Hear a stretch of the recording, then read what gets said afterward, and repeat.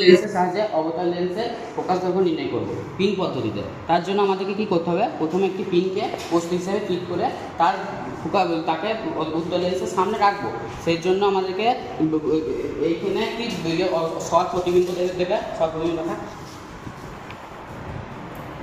সৎ প্রতিবিম্ব দেখাতে গেলে আমাদের কি করতে হবে, যাতে এই যেই প্রতিবিম্বটা হবে তার উপরই যেন এরকম করে থাকে। আমরা চোখ সরালেও যেন, ক্যামেরা নড়ালেও যেন বুঝতে পারি যে ওখানে একই সঙ্গে দুটো সরে, এর থেকে আমরা বুঝতে পারবো প্রতিবিম্ব। এটা হলো আমাদের প্রথম পর্যায়ে। হাত রেখে সরা, ছবি সর।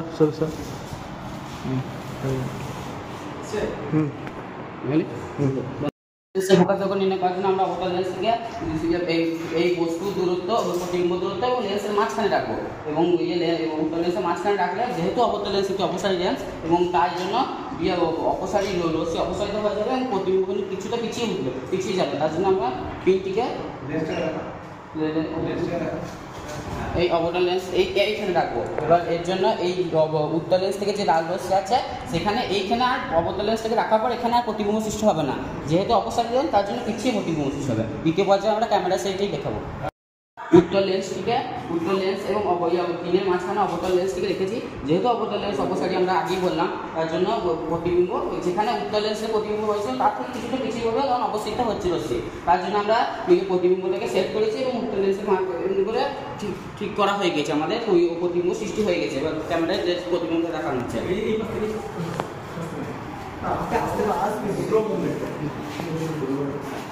এবার হালকা চেঞ্জ করে দেখা,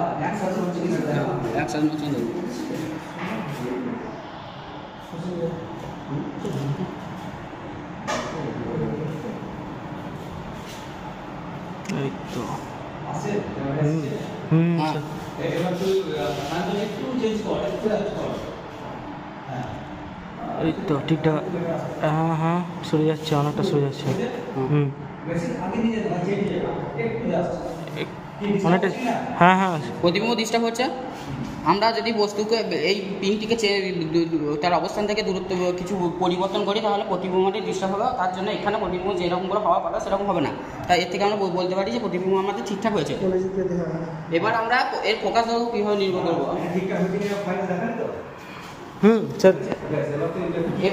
এরপরে আমরা এর ফোকাস দৈর্ঘ্য কীভাবে নির্ণয় করবো। আমরা জানি লেন্সের সূত্র অনুযায়ী 1/v - 1/u = 1/f। তার জন্য আমাদের এর ক্ষেত্রে 1/vটা কি, লেন্সের অবতল লেন্স থেকে বস্তুর এই প্রতিবিম্বের দূরত্ব, যেটা হলো এইটা।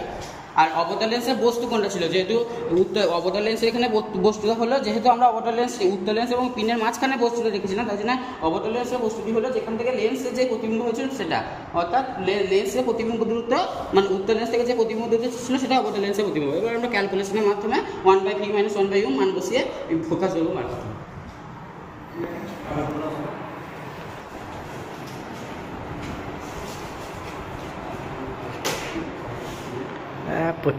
আমি আবার নিজেকে দেখিনি।